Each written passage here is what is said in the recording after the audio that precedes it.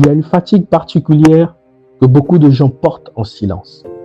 La fatigue de faire des efforts, d'essayer, de se discipliner et de constater que rien ne change vraiment. Si tu es quelqu'un qui fait beaucoup, qui réfléchit, qui s'investit, mais qui retombe toujours dans les mêmes réactions, cet épisode est pour toi.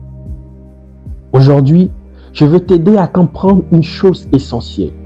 Pourquoi faire plus d'efforts ne transforme pas forcément ton fonctionnement.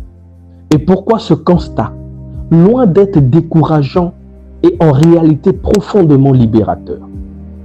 Car si l'effort suffisait, tu aurais déjà changé depuis longtemps. Ce n'est pas une attaque, c'est un fait. On a grandi avec cette idée, quand ça ne marche pas, fais plus d'efforts, plus de contrôle, plus de discipline. Mais voici ce que personne ne t'explique. L'effort agit sur ce que tu fais. Le schéma, lui, par contre, il agit sur qui tu es sous pression. Et sous pression, ce n'est pas ta volonté qui décide. Non, c'est ton fonctionnement automatique. Prenons quelqu'un qui travaille sur lui.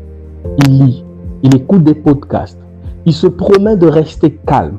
Mais au moment précis où il se sent critiqué, ignoré, remis en question, la réaction arrive avant la réflexion. Colère, fermeture, justification. Ce n'est pas un manque de conscience, c'est un schéma de protection. Ou quelqu'un de très compétent, très intelligent, il sait ce qu'il doit faire, il a les capacités, mais dès que l'enjeu devient réel, décision importante, exposition, responsabilité, qu'est-ce qu'il fait? Il reporte, il évite, il se distrait. Ce n'est pas de la paresse, c'est un schéma d'évitement du risque. Voici ce que tu dois comprendre. Les schémas ne cèdent pas à l'effort, ils cèdent à un changement de structure. Tu peux te forcer pendant un temps, mais dès que l'énergie baisse, le système reprend le contrôle. C'est pour ça que tant de gens disent « Je sais ce qu'il faut, mais je n'y arrive pas ». Je t'invite à te poser cette question honnêtement. Dans quelle situation fais-tu énormément d'efforts, mais redeviens exactement la même personne sous stress? Ne juge pas la réponse, observe-la. Si tu te reconnais ici, il y a quelque chose d'important à entendre.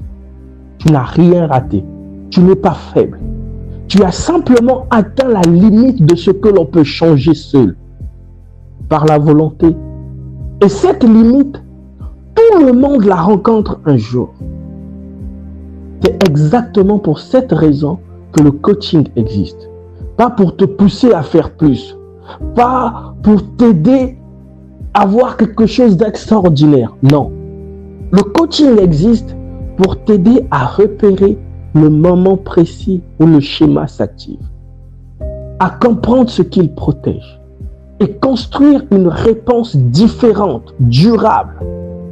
Si tu sens que tu en es à ce stade, celui où comprendre ne suffit plus, tu trouveras les informations dans la description. Dans le prochain épisode, nous allons parler d'un phénomène très spécifique. Pourquoi chaque nouveau départ se termine souvent de la même manière. Même motivation, même espoir, même fin. Retiens ceci.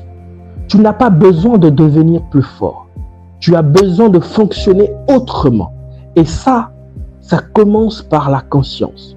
Mais ça se construit avec un cadre.